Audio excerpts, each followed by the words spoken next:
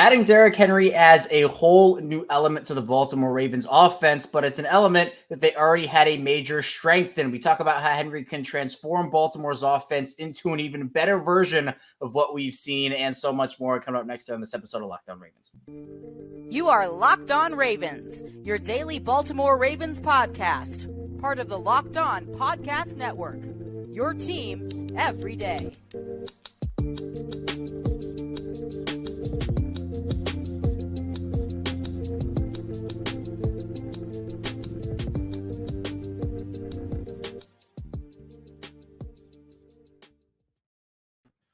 Welcome into another edition of Locked On Ravens. We are your daily Baltimore Ravens podcast, and I'm your host, Kevin Oestreicher of Ravens Wire, coming to you from the Locked On Podcast Network, your team every day. Thanks so much for being here and making Locked On Ravens your first listen each and every single day. We're free and available, as always, on all podcasting platforms. That includes video form, where you can subscribe and like this video. Also in audio form, anywhere you get your podcasts, so Apple Podcasts, Spotify, the whole 9 yards. Bring you 5 days a week of Ravens content, plus bonus content as well. So any Ravens news, analysis, updates, and more, we have you covered here on the show. Today's episode of Locked On Ravens is brought to you by FanDuel Sportsbook. Make every moment more. Right now, new customers get $200 in bonus bets with any winning $5 bet. That's $200 if your bet wins. Visit FanDuel.com/LockedOn to get started. We have Rocco DiSangro back in the house today of Fox 45, Rip and Rock, the Ryan Ripken show, the whole 9 yards. Rocco doing a lot of both Ravens and Orioles coverage in the Baltimore area. And Rocco, it's been a busy couple weeks for you in terms of Orioles spring training, but the big news for Baltimore in terms of football has been free agency this week. And after a quiet first day, Baltimore ends up snagging Derrick Henry in that second day, a 2-year, $16 million deal. And it has a lot of people in Baltimore excited. The king has arrived, Kevin. He's here. People love him. Had his introductory press conference today. It was awesome. Rocking the purple suit. There's a great story behind that, by the way. I'm sure we may or may not get into that, but it's really cool to see.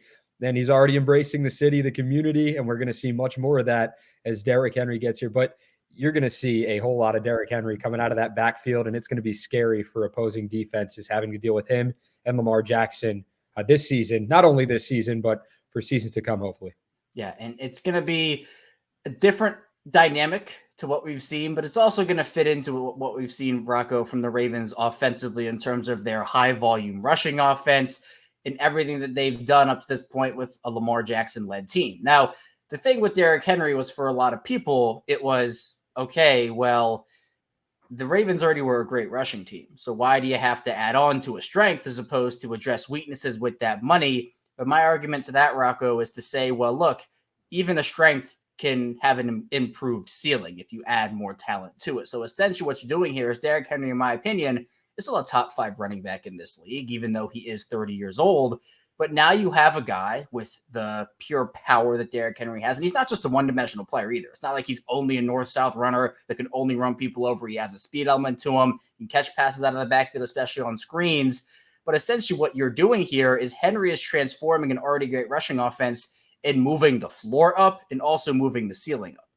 Yeah, absolutely, man. And he is 6'3", about 250 pounds of pure muscle. I don't know if you've seen the workout videos before, but there's something. And he's a physical freak, and just a guy you don't want to deal with in the open field. I mean, the Ravens have experienced that before. I hate to bring that up, but I mean, it's the truth. They have, and they've seen how physical and how good this guy is. Watching him in practice with the Titans, stiff-arming the helmet off of the blocking stick, that was insane. That was something that you're just like, as a defender, I'd be like, imagine that being my helmet. Like, I don't want to deal with this guy because he's just, I mean, downhill runner, and he's going to hurt you when he hits you. That's how he is. So you better embrace, because when it's a clash, 9 times out of 10, Derrick Henry is going to win that clash. But I love what it does with the Ravens running back room, not only with the talent level. This is, I'd go on to say, it's one of, if not the best running back acquisition that they've had since, I mean, not only in recent years, but since this franchise was here in Baltimore. So bringing in Derrick Henry, having the talent level and having the health, man, because health is something that the Ravens have struggled with, especially at the running back position over the years. You know, Keaton Mitchell's injury, you can't help that. That sucks because he was having such a great season, but he gets hurt. Then you have the injury history with J.K. Dobbins, Gus Edwards, those guys missing significant time. Now you have a guy in Derrick Henry that has played in 15 plus games in 7 out of the 8 seasons he's played. That one outlier is 2021 when he only played in 8 games, and he still rushed for 937 yards and 10 touchdowns. So looking at Derrick Henry, man, looking at the numbers, he's now 30, but this isn't a guy that is tailing off. I know a running back shelf life, it can be small. That window could close very quickly, but for Derrick Henry, I do not see that happening this season or next. Yeah, it's so crazy. I think when people see the number 30 next to a running back, it's always, it doesn't matter how good they've been playing beforehand. It's, well, they're washed. Well, they can't play anymore. Well, they've fallen off a cliff. There's no leeway where we mentioned it. You see the stats, you see the stature, you see how he actually plays, that eye test, and it's all there for him. And to me, I think also what you're looking at with the Derrick Henry is almost just the fact that, with what Baltimore has to offer, there's just so many things you can do if you're a defense, but there's only so many things, right? Because with Lamar Jackson and Derrick Henry as a side-by-side 1-2 punch, at the end of the day, before Derrick Henry got there, Lamar Jackson was the guy the defenses had to key on to stop. He was the guy who was most electric with the ball and who was the most dangerous with the ball. But now you go and you add a Derrick Henry, and it's almost like a pick your poison type deal where, all right, we can stop Lamar, but okay, what if Derrick Henry gets the ball? And it almost forces defenses to pick either we're going to play heavy personnel to stop Derrick Henry or we're going to play lighter personnel with speed to stop Lamar Jackson. But if they give the ball to the other guy, you're automatically cross-matched.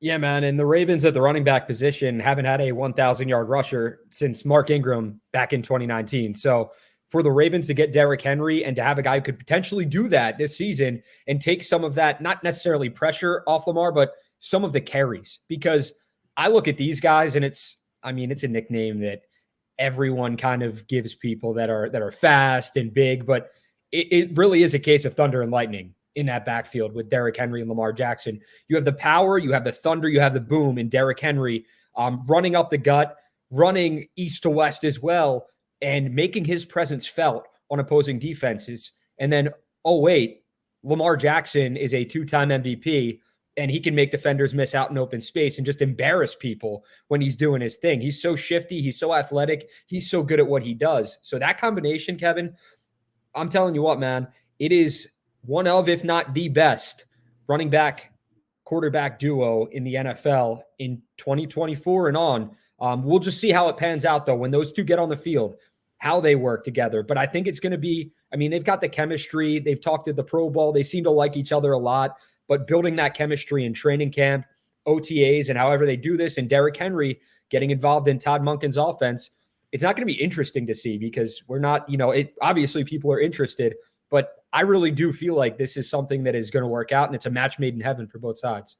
I think it is too. And I think also with Baltimore and their ability now to just work off of both Henry's ability and Lamar's ability, it's going to open up the passing game too, because you have to almost load the box as much as you can against these two guys. Derrick Henry's been incredible, not only against loaded boxes, but obviously you take some of those guys out and play them in the secondary. It's less guys to run against. And with their one-on-ones, it's okay. They can beat you in so many different ways. Well, Derrick Henry and Lamar Jackson win their one-on-ones in different ways, right? Lamar can juke you out of your shoes and can run right by you, make you look silly. Well, Derrick Henry can also make you look silly, but that's in the form of him stiff-arming you to the next dimension and bowling you over on his way to the end zone. It's I've been saying all week, Rocco, it's like a yin and yang combination between those two guys. And you have a combination now, and we talked about it earlier tonight, Rocco, on the Ryan Rickman show. To me, I think this is the best quarterback running back duo in the league, and it is close, but I think you got to give him the number one spot. I do too, man. And you just look at these guys, like the average yards per carry for Derrick Henry, it's just under 5. It's 4.7. Lamar Jackson, his average yards per carry when he rushes the ball, it's 6. So you're telling me every 2 carries for the Ravens should be a first down. Obviously, in a perfect world, We would love for that to happen. It's not. The Ravens are going to throw the ball. Defenses are going to game plan against that and try to figure out a way to slow these guys down.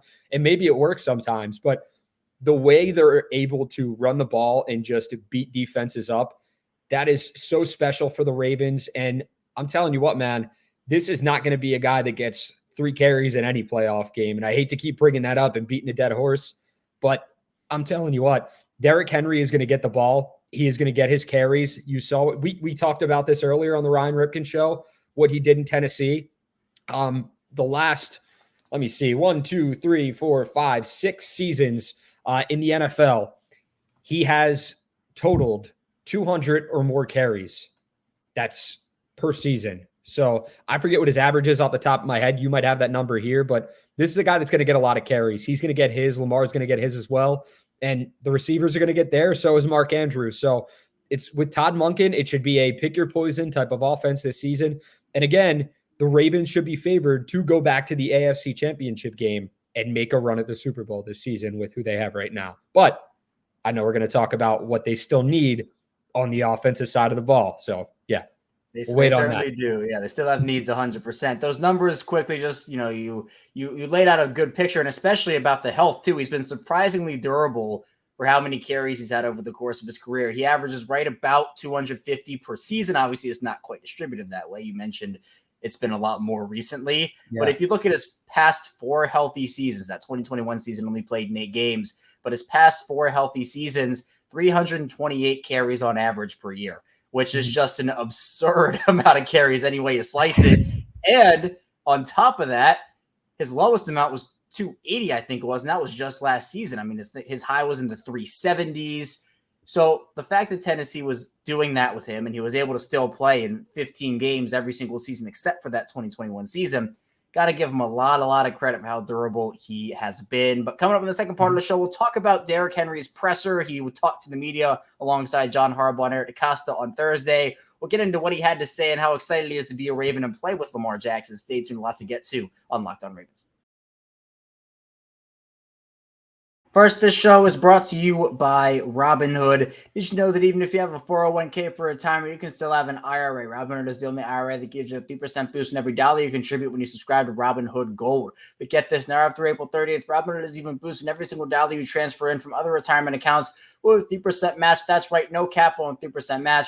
Robinhood Gold gets you the most for your retirement thanks to their IRA with 3% match. This offer is good through April 30th. Get started at Robinhood.com/boost. Subscription fees apply. And now for some legal info. Claim as of Q1 2024 validated by Radius Global Market Research. Investing involves risk, including loss. Limitations apply to IRAs and 401ks. There's a match required. Robinhood Gold for 1 year from the date of the first 3% match. Must keep Robinhood IRA for 5 years with 3% matching on transfers and subject to specific terms and conditions. Robinhood IRA available to U.S. customers in good standing. Robinhood a financial LLC member. SIPC is a registered broker-dealer. We're back our second segment of Locked On Ravens. Kevin Oestreicher still talking with Rocco DiSangro. And Rocco, there was a lot of excitement when Derrick Henry signed, but everybody wanted to hear him speak and what he had to say about being in Baltimore, playing with the Ravens. And we heard that finally on Thursday, a couple days after the signing. Now, the first piece of news we got actually before the press conference happened, or right around when it started, was that Derrick Henry was going to wear number 22, a number that obviously was previously worn by Pepe Williams. Now, he had the opportunity, if he wanted it, to take number 2, the number which he wore at Alabama. And that is now a free number because Tyler Huntley's a free agent. Would you have liked to see him in number 2, go back to his college days, or are you fine with him sticking with his pro number? I'm cool with him staying at 22. Just if it ain't broke, don't fix it, that kind of thing. And dude, I laughed so hard at I think it was you who put out the meme of Derrick Henry taking the 22 jersey from Pepe Williams. Was it you? Was it someone else? Yeah. That one. Yeah. So that video was hilarious because that's his number. I don't know if there was some exchange there or some, back and forth in a good way. But that's a number. He came in, he knew he was going to get it, and he has it. They gave him that 22. So I like it. I think, stick with the 22. Would it have been cool to see him go to 2? Yeah, but, I don't mind it. I'm not big on the jerseys. I think it's a cool number he has, and he's not wearing. So it would have been funnier if he wore something crazy like, I don't know, what with like a random number, like a high number if he could. So Jadeveon Clowney's 24. Is that? that was so weird to see, man, when he was with the defensive side of the ball, just Yeah. seeing like a big dude wear the number 24 when you're used to seeing a guy like Marcus Peters wear it. So that was different. But yeah, I do like the 22 on Derrick Henry, though. Sorry to ramble, guys. No. I mean, yeah, you go from Peters and 24s. You know, he's a skinnier, like scrawnier corner, and Jadeveon Clowney's this like huge guy, like this huge linebacker. And I know it's been a very big conversation point about now, you know, position players like linebackers and wide receivers being able to wear those single digit numbers. I mean, the Ravens, it was kind of the same conversation with Odell and James Prochet. When Odell came to Baltimore, they gave James Prochet's 3 to Odell. And then everybody thought, oh, well, now DeAndre Hopkins is coming and James Prochet switched to 10. So, all right, James Prochet, get back on that salary. You're changing numbers again. But obviously it didn't work out that way. So, I mean, I'm fine with it too. Would have been cool for like nostalgia to see him in number 2. Just go back to the Alabama days. But yeah, I'm with you. You know, if 22 has been working for him, don't get rid of that magic. Keep it churning in Baltimore. But Henry had a lot of cool and interesting things to say, I'd say, about his time, both in Tennessee during his press conference yesterday, but also obviously about his new adventure, his new chapter with the Ravens. What were your biggest takeaways from hearing Henry speak and what he had to say? I think for Derrick Henry, this was a place that was not only on his mind since the season ended for the Titans, but this is a guy who has been on the Ravens' mind since the trade deadline from last season. And Eric DeCosta even brought that up. Like, we tried to trade for this guy at the trade deadline, but talks kind of fell through. So to get him here, to have Derrick Henry in Baltimore, it seems surreal for fans because you think of the possibilities now with him, the what if. And for Derrick Henry, he called it a no-brainer, man. He said, this is a no-brainer to be here. And it's like their physical brand of football, the brand they play, that has Derrick Henry written all over it. And that's along the lines of what he said and alluded to when he talked about coming here. So if you're a physical guy, if you're a physical force on the football field and you want to come to a physical team, it should be an easy transition. And people here, especially the players they fall in love with, Ravens flock, it's not going to take them long to fall in love with Derrick Henry if they haven't already. No, 1,000%. And you know, that physicality he mentioned, I mean, Baltimore has turned into that physical brand of football on offense, right? That style. And they've had that over the course of their franchise history. But that physicality, I asked it to the viewers and listeners of this show yesterday, where did that physicality start in that Ravens organization? It started on defense with Ray Lewis, and that you could go back to that historic 2000s team too. Physical has been in the Ravens' DNA for their entire franchise history, whether you want to talk about the defensive side of the ball or the offensive side of the ball. And I just imagine Rocco, and I can't wait to see it in September because I don't think we're going to see much of him in August, if we're being honest, in the preseason. But him running behind Patrick Ricard and Tyler Linderbaum, who both love their pancakes. We know they love their pancakes. The interesting part of it, and we're going to talk about this a little more in the final part of the show, is what do they do with their offensive line? But we know that Derrick Henry can throw defenders off of him and make things happen on his own.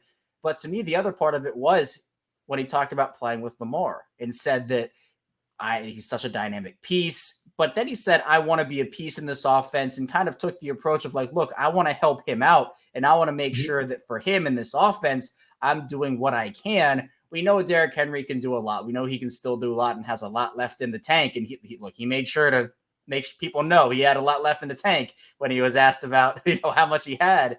But I think it's also interesting because I think he understands what the dynamic with Lamar can be and how special it can become over the course of the season next year. No, absolutely. And I think fans and people who really truly love this game can see that too. It's the what if factor of what Derrick Henry can bring to Baltimore. And here's a note I want you to kind of keep track of as we head into this season. Derrick Henry played against the AFC North last season. He's played against the AFC North multiple times over the course of his career, but he got that full slate, that full schedule, playing the Steelers, playing the Bengals, playing the Browns, and playing the Ravens last season. So he knows their physical brand of football. And the AFC North bringing in one of the, if not the most physical running back in the game to one of the, if not the most physical division that the NFL has to offer. it's really, truly cool to see, man, the physicality aspect. And I think that's going to make a lot of people happy. But him and Lamar pairing them together, the possibilities are going to be endless. I think it's going to potentially unlock an even better Lamar Jackson this season because he has a guy, a 4-time Pro Bowl running back that has been the NFL rushing yards leader and rushing touchdowns leader multiple times in his career. Been there, done that. This isn't an average Joe coming in here to Baltimore and playing in the backfield. This is Derrick Henry. So I think it's going to be an iron sharpens iron, as cliche as that sounds. And Derrick Henry is going to make Lamar Jackson better. And the hope is Lamar Jackson can make Derrick Henry better in what he's able to do in the open field as well. Yeah, he's the type of player that can transform an offense, even when we've talked about it. Ravens offense has been historic, right? They had that historic year in 2019. They've been awesome at running the ball ever since Lamar came in. But yes, I think also it can unlock a much better Lamar. It can unlock a much better pass game. I mean, even off of play action looks. You have to kind of, if you're a defense, you got to creep up towards the line. If there's even an ounce of a shot, Derrick Henry gets the ball. And then if they creep up and they run that play action, it's like, oh, Jay, gotta get back, gotta go get the guy. And it's going to add so many different elements to this offense. So again, we can have the conversation about the resources of spending money on a running back, but then I'll tell you that Derrick Henry signed for the same amount of money as Tony Pollard got from Tennessee and as DeAndre Swift got from Chicago. And it wasn't a 3-year, $38 million deal that Saquon got. It wasn't a 4-year, $48 million deal that Josh Jacobs got just in terms of base. This, to me, outside of the player Derrick Henry is, again, $8 million is not chump change for a running back, right? I think still Derrick Henry did a decent job, but I think it's a bargain considering what we saw the other top backs go for. And you could still argue, right? Out of Derrick Henry, Josh Jacobs, and Saquon Barkley, you could make the argument that Derrick Henry is the best one out of those three still. You could absolutely make that argument, Kevin. And we talked about this on the show, I think last week or 2 weeks ago. It was, should the Ravens go out and get Derrick Henry? And the answer, I believe, was yes, for the right price, if they can. Like, don't break your bank to just bring someone in who's talented and all pro. And it sounds stupid to say now, it's like hindsight's 2020, but I don't think they broke the bank in bringing him in for a 2-year, $16 million deal. I think it works out for both sides, and they have him for another year. If for some reason, I'm going to knock on wood right now, if he doesn't pan out in year one, you're stuck with him in year two. But that's not going to be the case with Derrick Henry, man. It's just not going to be the case. He's too talented. He's too good. And his work ethic is next to none. So, I mean, I think you're going to see this guy really ball out and have a double-digit rushing. I'm not going to be a box score washer, and I wouldn't tell anyone to do that. I would just implore you to watch Derrick Henry, what he does. But looking at his stats and what he's able to do, and that's been double digits in the rushing touchdown category for the past 6 seasons. The past 6 seasons, even that year he played 8 games, he got 10. So he's going to find the end zone. He's going to get his touches. He's going to fall forward for about 5 yards like he always does. He's going to be a nightmare on Madden. So if you're Madden fans out there, you're probably going to use the Ravens a lot, and make sure you're using that truck stick when Derrick Henry's on the field, because he's just going to move piles like he always does. Yeah, it's just thinking about the nightmares that Lamar Jackson and Derrick Henry will put together on the football field in Madden. That's gonna be a whole different level when you talk about that. Yeah, exactly. I think I played because I haven't bought the new Madden. I played like Madden 23 with my buddy last night, and I beat the snot out of him. But I was the Ravens when. What was it? Roquan was still 18. Patrick Queen was still on the team. Oh, man. And I forced 5 fumbles. He was cursing me out the whole time. But it's like they're a fun team to play with because they have Lamar, because they have the physical defense. But you add in Derrick Henry, and it's going to be a cheat code this year. Yeah, I think we're going to see a lot more people choosing Baltimore this season for sure. Coming up in the final part of the show, though, we'll talk a bit about free agency week 1 takeaways, plus get into the Ravens' needs as they enter the weekend. Stay tuned. A lot to get to on Locked On Ravens. First, this show is sponsored by FanDuel Sportsbook. Say goodbye to busted brackets because FanDuel lets you bet on every game of the tourney. Whether you're betting on a big upset or a 1 seed, it's time to go dancing on America's #1 sportsbook. Right now, new customers get $200 in bonus bets if your first $5 bet wins. That's $200 to use on point spreads, money lines. You can even pick who's going to win it all. This is FanDuel.com/locked-on to bet on college hoops until they cut down the nets. We are back rounding out Locked On Ravens. Kevin Allstreicher still here with Rocco DiSangro, talking Ravens, talking Derrick Henry, talking free agency. Really appreciate everybody again for tuning in today and making Locked On Ravens your first listen of the day. Whether you're in every day or listen each and every day, thank you so much for doing that. If it's your first time into the channel, welcome into the show. Be sure to hit that subscribe button, whether you're listening or watching video form, audio form, or somewhere in the middle. Thank you for tuning in as well. Rocco, the week isn't technically over yet. We're here on Friday, so there's still a whole weekend to go. But in terms of the week, right, Monday through Friday, the weekdays we've had free agency so far, the Ravens, at the time of this recording, have only added from the outside Derrick Henry. They've also lost a whole boatload of players. They've obviously re-signed, well, just Madubuike is the extension they got done before free agency, but Nelson Aguilar, Malik Harrison, they brought back Brent Urban as well. What are your just general takeaways from the first 4 or 5 days of free agency so far? I think if you're going to create a category of winners and losers in free agency right now, I would certainly put the Ravens in the winning category. When you not only franchise tag Justin Madubuike, you reach a long-term extension with him 3 days later, that's a win in my book. And then on the first day of free agency, as usual, you're quiet, which is fine. Panic meter was kind of probably setting in within the flock, but that's okay. It's like rinse, wash, repeat every year. I think Jeff Srebeck put out an article about that, and it was pretty funny to read because that is how it happens every single year. It's like panic. What are we doing? All of our players are going. What's happening? And then what happens? It's like day 2, day 3. Eric DaCosta does his thing. He's so calculated with his moves. You bring in Derrick Henry. You got the guy that you wanted since last year's trade deadline. Your defense doesn't have to tackle him anymore. And John Harbaugh talked about that. Defensive coordinators, Zach Orr is going to probably be the happiest man in the world being a rookie defensive coordinator and not having to tackle Derrick Henry or deal with his players tackling Derrick Henry. But I want to be a fly on the wall in those practices because obviously media only gets to watch like 15 or so minutes during the actual season. I want to see him and Roquan go up against each other. Talk about iron sharpens iron, man. That battle is going to make both players better as well because they're two of the most physical human beings on both sides of the ball in the NFL, and they're both on the same team. But I think the Ravens are winners, man.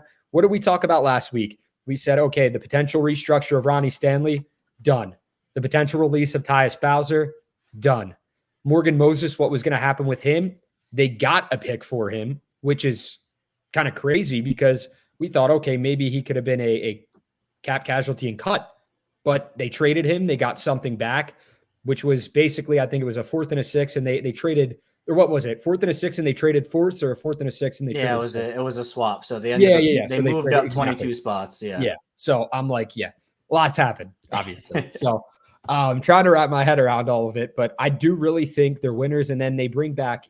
You don't think about how valuable a guy like Brent Urban is, but he is. He's a guy that is very valuable on the defensive line. He may not get all the snaps that a Michael Pierce or a Justin Madubuike is going to get during the season, but he is a great role player for the Ravens. He's a great locker room guy, got a great personality. So bringing him back, I love that move. And then you get Malik Harrison back as well. You hold on to some of that depth in the linebacker room, which you so greatly need. And I think Eric DaCosta just put on another masterclass, and I don't think he's done because obviously they still need to figure out the offensive line, what's going to happen with that. With John Simpson going to the Jets, Morgan Moses going to the Jets, Kevin Zeitler being a free agent, what's going to happen there? And then on the cornerback side as well, you're looking at, okay, you got Marlon Humphrey, Brandon Stevens, but who else really do you have right now in that room that is going to play meaningful snaps this season? So right. I think the winners, though. Yeah, I think for Baltimore, too, it's crazy because we're putting them as a winner. They've only added one player, and they've lost like 8. Crazy. And that one player could make such a big impact on what this offense can be. Now, in terms of actual needs, I think you mentioned it right there with the offensive line. We're looking at least 2 new starters via the Ravens right now, potentially 3 with Kevin Zeitler, as you talked about, who's still a free agent there. That has to be, for quite a bit of people, the number one need by a wide margin on this team. But you did talk about corner. You did talk about safety, even wide receiver. And I think the interesting balance of this all, Rocco, is the fact that they're not just doing this for next season, but obviously for the long-term future, where we knew that essentially the Ravens only had one long-term piece on their offensive line from last year's team, and that was Tyler Linderbaum. Now, they restructured Ronnie Stanley's contract. He'll be here in Baltimore for 2024. But then you look at the wide receiver position. The only wide receiver under contract right now at the time of this recording after next year is Zay Flowers. Cornerback wise, Brandon Stevens is not signed to an extension yet. And Marlon Humphrey, his contract is up for either restructure or maybe they move on at some point. So they have to address needs, and they do a good job of balancing out, picking up guys for next season and picking up guys who could be contributors, not just next year, but for the future. But where are you looking at the Ravens to maybe make a couple of moves in the next couple of days, or maybe in the next couple of weeks / months if we look ahead towards the draft? I think when you're looking at O-line or corner, I think O-line right now has to be the top priority. Just trying to, unless which they do. It's the front office. They're paid to make these moves. They have a plan in place for some of these guys like Voorhees, for Saleh. If you trust in Saleh to potentially come in and fill a tackle spot, or Voorhees to come in and fill a guard spot if he's healthy enough to do so, which he should be. And then you look at a guy like Daniel Faalele. What's his deal going to be? You look at a guy like Patrick McCary. What's his deal going to be? So if you feel like confident enough, if you're John Harbaugh and you're Eric DaCosta in that group, doesn't matter what the fans think, by all means, focus on corner. But I think we're going to see them go out and add pieces to the O-line or piece. And I think this is just speculation, but I'm sure if the plan is to bring Kevin Zeitler back, they're probably telling him, hey, Kevin, wait, bear with us. We're going to take care of some things right now, and then we're going to try to bring you back by all means possible. Now, I don't know if that's a conversation or not, but it wouldn't surprise me if it is, to bring a guy that means so much to this franchise, and he loves Baltimore. He said it multiple times, to bring him back and to be a Pro Bowler again for Lamar Jackson and the O-line. You got to protect Lamar.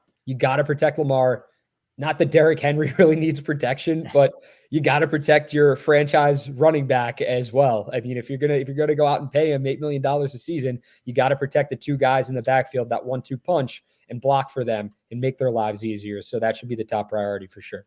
It should be. It all starts up front, as I keep saying over and over and over again. Now for Baltimore, I think this is actually a good year to need offensive linemen, especially when you're talking about the draft, because we've seen Rocco, the guard market right now is just crazy. I mean, John Simpson got $9 million per season. You see Robert Hunt go to Carolina, 5 years, $100 million. I mean, Damian Lewis also to Carolina. That was about 4 years, 53. So if you're talking about positions, premium positions at that, I mean, you draft a tackle at number 30, and this is a very deep tackle class, by the way. You could see about 7 or 8 guys go off the board in the first round. You get a guy on a cheap contract for 4 or 5 seasons who can potentially be better than some of the guys or most of the guys in the free agent market right now. So it's a matter of calculating out what you can do with that. Like, for example, you have Kyle Hamilton and Tyler Linderbaum, 2 of the best players at their positions in the league, on bargain deals for 2 more years at least, or I guess 1 more year plus the 5th year option, or 2. Yeah, they're in their 3rd year. So 2 years plus a 5th year option. And Zay Flowers too. He gets drafted. He has 4 years plus a 5th year option. So to me, it's that dance as well in terms of, well, we can get a guy in free agency now, but we can also just wait for the draft and see if we can get a guy that's younger and could potentially be better than some of these free agents. Yeah, and before I forget, there's a guy I didn't mention on the Ravens offensive line, and that's Ben Cleveland. So I don't want to leave Ben Cleveland's name out of the equation. I completely forgot to say that, but that is another guy that you could potentially see in the mix this season for the Ravens on their offensive line. But I wouldn't mind them, seeing them go younger, especially with you draft Tyler Linderbaum. You took a center in the first round, 2 seasons ago now, and you got him at, I believe it was pick 25. And he panned out. He's a guy that is so underrated at his position and kind of an unsung hero for the Ravens. And Lamar Jackson loves him. The team loves him. He's done everything right since he's gotten here to Baltimore, and he continues to grow. He's a guy that is just straight business. I mean, you don't see him like really goof around or, you see the videos of guys like trying to egg him on, and Tyler Linderbaum's just like, man, like I'm doing my thing right now. So it worked. It worked for the Ravens, 2 years ago. I would not mind them seeing them go offensive lineman, whether it may be guard, whether it may be tackle in the first round. But I'll say this too, Kevin, I wouldn't mind that, seeing them going corner. For the Ravens, it is always what? It is always best player available. That is what they always say. So if they have O-line and if they have corner on their draft board and they feel like, okay, between those two, this is the best player available at this point in the draft, they're going to go with their gut. They're going to go with who's on their draft board, and they're not going to go one way or another. That's just how Eric DeCosta and the front office operates. That's how they're always going to do it. So it's death taxes, best player available for the Ravens when it comes to draft day. And I feel like we're going to see a lot more of that when it comes around this year. Yeah, every single time. Eric DeCosta likes his swings in the draft. He has 9 of those right now. Maybe he gets more. Maybe he trades up and has less. But really important this offseason. Loves picks. Oh, he loves them.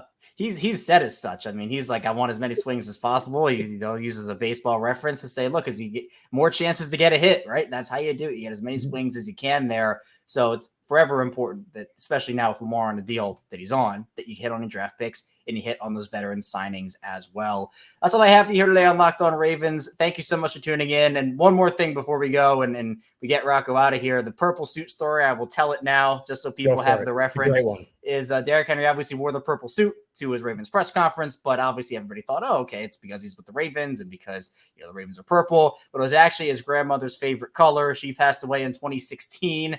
And it was symbolic for him. She obviously had a major impact on his life and also talked about the importance of butterflies and that symbol in his life. And he sees those flying all around, or he did see those flying all around Tennessee. So he said that he wore it and said that, once he figured out he was going to Baltimore and he was doing a presser, he clawed through the boxes because he's moving right now and he found the purple suit. So a very heartfelt story there. But Rocco, tell people where they can find you and what you're working on again as we head into this weekend. No, appreciate you having me on. As always, Kev, you can find me on X or Twitter at Rocco DiSangro. You can find me on Instagram at rdesangro. Post a lot of my Ravens and Orioles content there as well, trying to build that up a little bit. Find me on the Ryan Ripken Show, Rip and Rock. We do an Orioles podcast, myself and Ryan Ripken. Do the Ryan Ripken Show with Kevin, Zach, Brad, Ryan, Nick Moore, a bunch of people. It's a lot of fun. And you can watch me on Fox 45, Sports Unlimited. Basically, we're just going to call it Sunday through Saturday for everybody because, even the days I'm off, we're putting out fantastic content. It's not me, it's Morgan. Morgan kills it. And we're just trying to put out the best content we can possible in the Baltimore area that we can. Yeah, it's crazy busy. Rocco does a ton of awesome work, and I know this time especially is super busy. Like 2-a-days, Rocco, like 2-a-day gym workouts, 2-a-day workout. I've been doing that. It's been 2-a-days for me on Locked On Ravens. Obviously, you've been putting in where I'm sure you might be doing 2 or 3 days with how much you got going on as well. So you got to give Rocco some love. The links to all his work will be in the description down below. So be sure to check him out. Follow on social media as well. So I have for you here today, though, on Locked On Ravens. Again, thank you so much. Be sure to subscribe, follow along, video form, audio form. We bring you Ravens content 5 days per week, even in the off season. I'll see you right back here soon. We'll take a 2-day break for the weekend, but maybe not because the Ravens might make a move and we will go live if that is the case. So stay tuned. I'll see you right back here soon on Locked On Ravens.